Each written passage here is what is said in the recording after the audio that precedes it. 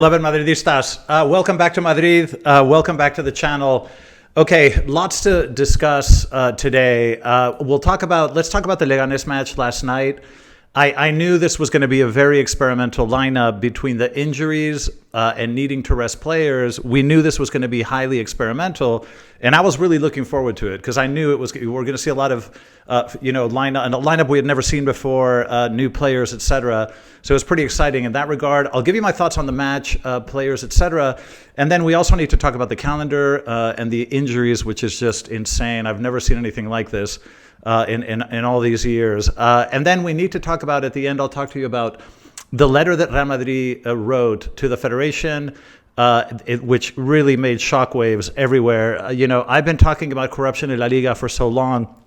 It looks like Real Madrid is finally just completely fed up, and they're getting serious about this. I'm really glad to see that. But welcome back to the channel. Lots to discuss, like I say. So welcome back. Let's get started.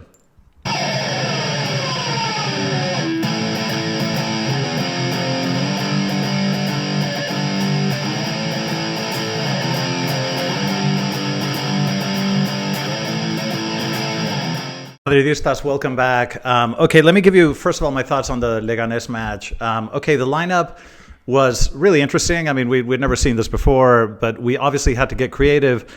Ancelotti started with Lunin in goal. He opted for Mendy as left back on this occasion. Asensio and Jacobo were the center backs, and he opted to play Fede as right back, and that's something we're going to have to unfortunately get used to. We have no other option. In the middle of the pitch, we had Tchouaméni, Luka Modric, and Arda Güler, and then up front, Rodrigo, Enrique, and Brahim. Now, when I saw the lineup, I thought, there's a lot of good news here. There are a lot of things I like to see. I like to see Jacobo in the lineup.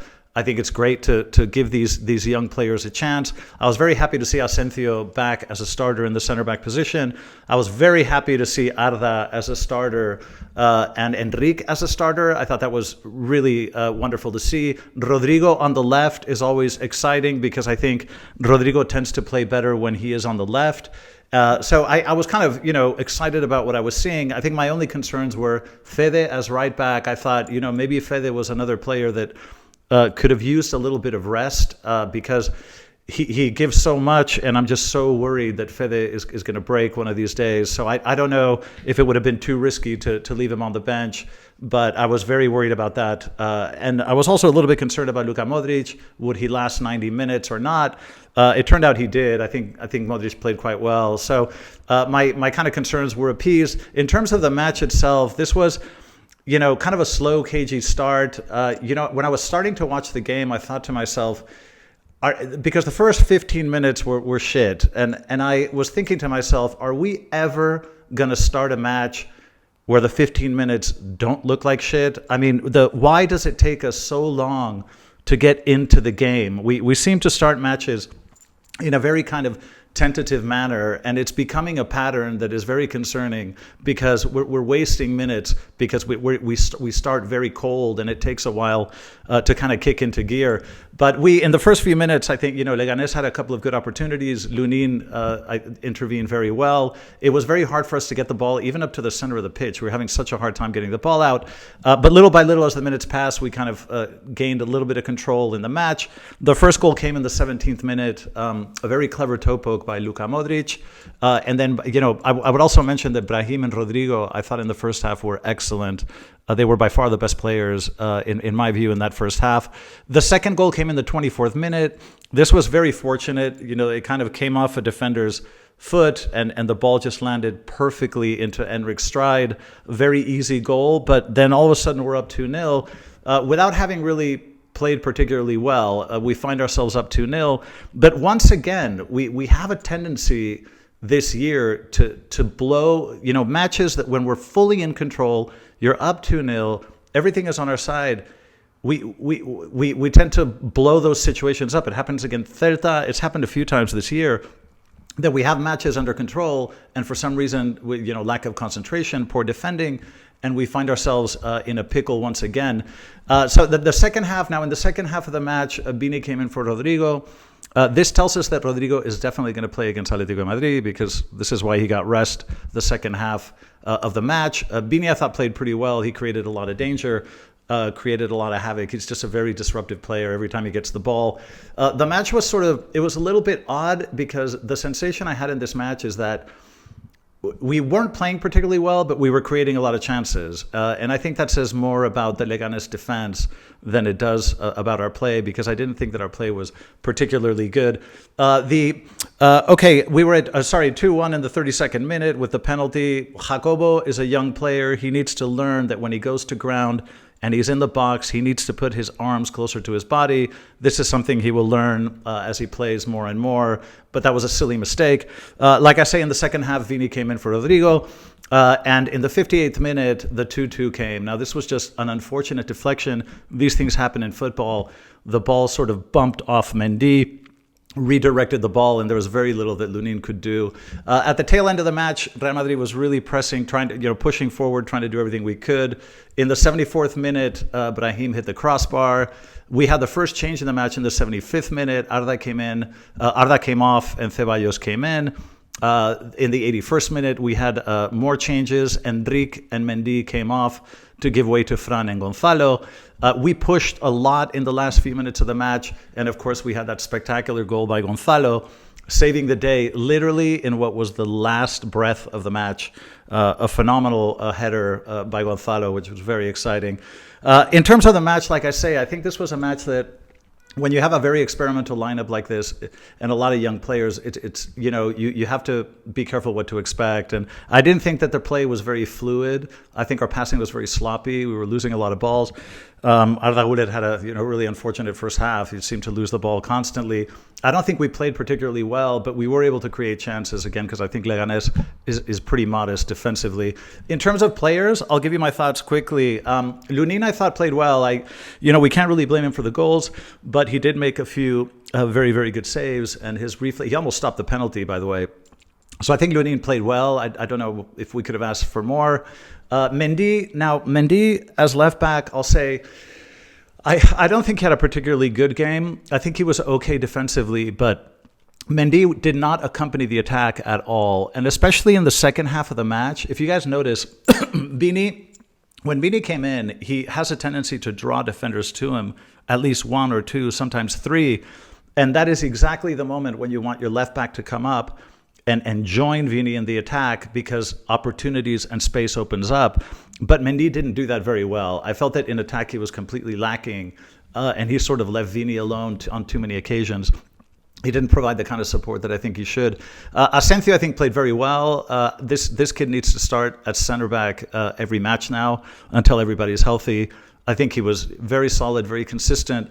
Asensio's a kind of player, he's kind of a cross between Nacho and Sergio Ramos. It's like, if Nacho and Sergio Ramos had a baby, it would be Asensio. He has a little bit of that grit that Sergio Ramos has, that kind of the power, and he's just very commanding, very physical. But he's sort of, very well placed, very intelligent on the pitch, very much like Nacho. And physically, I think, resembles Nacho in some respect as well. So Asensio has been a blessing. I think he played very well.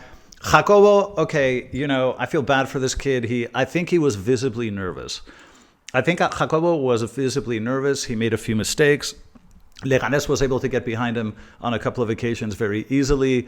He felt nervous to me, and I think this tells us how special Asensio is, because it's kind of a very similar situation. You've never played in the first team, and all of a sudden one day there you are. Asensio seemed to handle it incredibly well. Jacobo looked a little bit nervous to me. Now, this isn't to say he's not a great player and can be very valuable going forward, but he felt visibly nervous to me, and I think made a few mistakes. So I don't think it was Jacobo's night.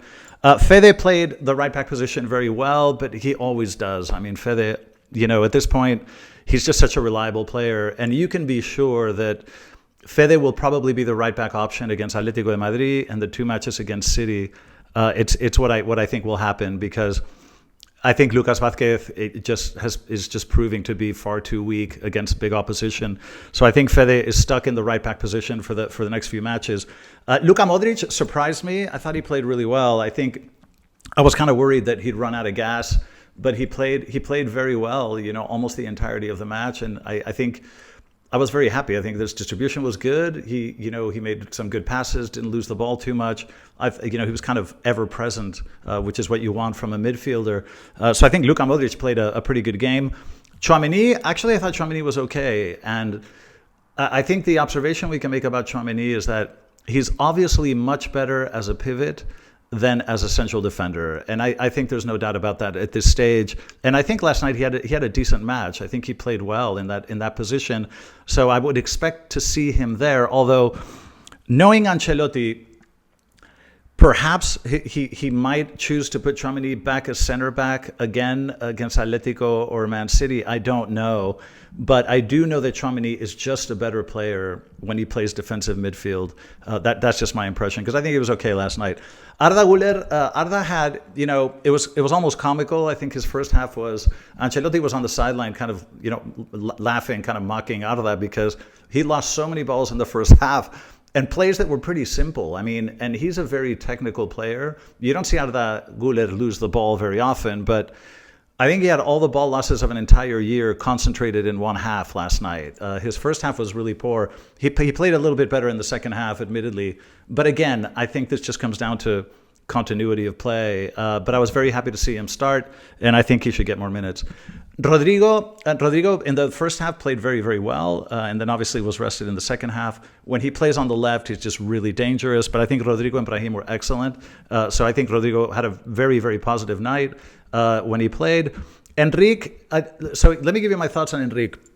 So, look, I really like this player. I love his mobility. I love his speed, his intensity, and he's got a great finish. And I think he played well last night. But there are a couple of situations, I think this is because of lack of minutes and the anxiety of playing, because sometimes I think he's too quick to the draw. I think sometimes he shoots a little bit too quickly. He's a little bit too anxious and a little bit too rushed. So I find that sometimes Enrique receives the ball and makes a decision that isn't the right one because he's so amped up that he just boom, boom, boom. He wants to, immediately shoot, immediately create danger. But sometimes there are situations when Enrique receives the ball and he has time. He has time to control it. He has time to look around. And sometimes the shot is not the best option. And there were a couple of situations last night where he just made the wrong decision. And I think that this is a matter of time and minutes. Enrique needs more minutes so that he's not so rushed, not so anxious, so hysterical. I think a little bit of continuity will allow him to calm down and make slightly better decisions up front. Okay, Brahim for me was the sort of MVP. I think he was the best player on the pitch. He did pretty much everything right. This guy's ability to control the ball, to turn, to get away from defenders, sometimes all at once, sometimes with one control. Brahim will turn one control into a dribble with one touch and get away from defenders. His technique is absolutely incredible. And last night, I think he just played a wonderful match. He was involved in the attack. He was by far the most incisive player. He didn't lose the ball. Every decision he made was correct. I think Brahim had a wonderful night. Vini, I think played well. He always creates chaos. From the first moment he touched the ball in the second half, you knew Vini was just going to drive everybody crazy. And so I think he was good. He had the chance to score on a couple of occasions, created a lot of danger. Now, there was one incident towards the end of the match when he didn't backtrack as much as he should have, and Luka Modric sort of gave him an earful about that. And Fede came in as well and sort of reprimanded Vini. But this is how the hierarchy in the club works. If you're Luka Modric, you outrank everybody. And if Luka Modric tells you to get your shit together, you get your shit together. So this is not a problem internally. These things happen in football. It's normal. There's nothing to worry about here. The chemistry among the players is very, very good. And sometimes Vini needs, the people of authority to tell him what to do, because Vini mentally, sometimes has lapses. But I think Vini played well overall. Now, we need to talk about, so basically, to sum it up, I would say it was a match that we didn't play particularly well, but we created a lot of chances, and we should not have allowed to get that complicated. We should have put this match to bed early and not lose control of the match the way we did. So I'm glad that we won. I think it was the right result, but we could have done a lot better. Okay, we need to talk about the injury situation. This is completely insane. Okay, I don't remember when I got news the last few days about the Alaba injury and the Rudiger injury. I thought, you've got to be kidding me. I don't remember a time when we had so many injuries. It's completely insane. But what can we do? We have to play with what we have, and it is what it is. The calendar looks incredibly tough.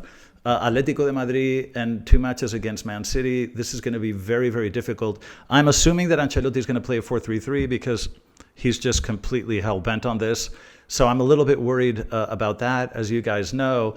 I'm assuming that Fede will play right back. Let me know your thoughts in the comment section, but I'm assuming that's what he'll do. I don't see him playing Lucas Vázquez in the next 3 matches. I really don't see it. I'm assuming that Mendy will be left back, although he could choose Fran. It's going to be really interesting to see. Maybe purely defensively, Mendy maybe offers a bit more guarantees in the back, but he doesn't contribute at all up front. So I don't know. I'm assuming Mendy will play left back the next few matches, but I don't know. We'll have to see what Carlo does.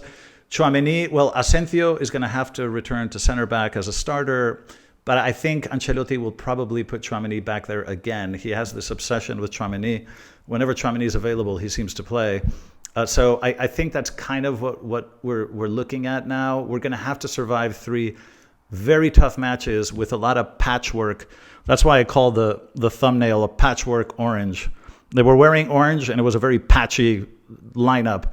We're going to have to do these patchworks for the next 3 weeks until players start to come back, until we get Alaba and Rudiger and Camavinga and people like that to come back. So it'll be interesting to see. Now, I want to talk about the letter that Real Madrid wrote to the Federation. They got a huge amount of coverage in the press here, and I'm really happy about it. Okay, I have discussed this so much on this channel, and I've tried to sort of, inform you guys of the systemic corruption that exists in this league. It started 20 years ago when Laporta was elected the first time around, and they infiltrated the federation by backing Villar, who was a candidate. They were supposed to re-elect the incumbent.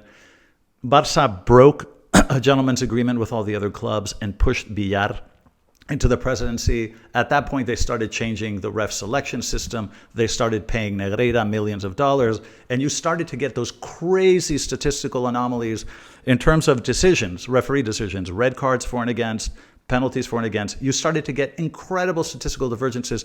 Barça had the best referee decisions in all, not just Spain, all of Europe for 20 years. And I did a video, talking about this. Well, Real Madrid is finally fed up. And what happened is that after the Espanyol match, after the Mbappe situation, a goal was canceled, disallowed on Vini for a foul apparently committed by Kylian. When Kylian didn't commit the foul, he was being fouled first. Then you had the red card not given for that brutal tackle on Kylian. So Real Madrid got fed up and demanded that the federation give them the audio tapes, the audio of the communication in the VAR booth and the communication between the VAR booth and the ref on the pitch. And this is the only country where it's opaque. The VAR booth is sealed off. You have no idea who's in there, who's doing what. Like, nobody can go in, and they draw whatever lines they want. This has been proven that these guys manipulate the VAR. You have no access to the audio, which is unbelievable. Think about this. There is a Barça YouTuber journalist guy whose name is Gerard Romero. This guy has access to the VAR audio tapes, but nobody else has access. So no team in the first division has access to the tape. So Real Madrid said, we need an explanation of, we all understand the sport, we know the rules, what happened? We want to know what happened. And the federation said, no, we're not going to give it to you. So Real Madrid is now going through the judicial system, the court system, to get access to that audio. But Real Madrid is the only club, when I get these Barça morons that come onto my channel and they say that we are favored by the refs, first of all, you've never seen the statistics because it's complete and utter bullshit. Barça has had infinitely, but every single year for 20 years. And if we are favored, then why is Real Madrid the only club that is calling for a change in the system, for greater transparency, for total neutrality, for accountability and transparency, that we all understand what's happening and that we all have access to audio and video, that we all know what happens in the VAR booth? We're the ones calling for change. So how can they be benefiting us? It's really, really frustrating, but I'm very happy that Real Madrid is finally taking a stand on this issue and doing whatever it needs to do, because This is now an international scandal, and Spain is losing its credibility. The La Liga has already lost its credibility, and I think Spain as a nation needs to clean this up. If I'm the prime minister, I fire everybody out of the federation, everybody out of La Liga, and I start over with a new system to get La Liga back to what is supposed to be. But anyway, I'm very happy that Madrid did this, and I hope we eventually get those audios. And I don't know how long it'll take because the system here is very slow. But anyway, I just wanted to share that with you guys. Unfortunately, it feels, you feel like the only sane person in a loony bin, because I have Barça friends, supporters, Atletico Madrid supporters, and when you talk to them, it's unbelievable to me. Like, these are intelligent people, and they see the same thing you see, but they're so blinded by their loyalty to their club that anything that goes against Real Madrid, they will even if Florentino Perez says 2 + 2 is 4, they'll say no, it's 5. If you say the sky is blue, no, it's green. These people are so completely indoctrinated by their affiliation to their club that they're not willing to just admit something that is obvious and true. I can tell you, as a socio of Real Madrid and all the other socios, I can speak for them because I know how these people think. If we found out that Real Madrid had been bribing refs for 20 years and had this incredible disproportionate referee tally statistically for years and years, we would fire the president immediately. We would be embarrassed as fuck. We would send out a public statement apologizing, and we would be livid. But this is the difference between us and the people in Barcelona. It's disgusting. Anyway, okay, a lot to chew on there, but I wanted to share that with you. Let me know your thoughts in the comment section. And thanks for joining me as always. Let me know what you think. I'll see you guys in the next video. And as always, a la Madrid.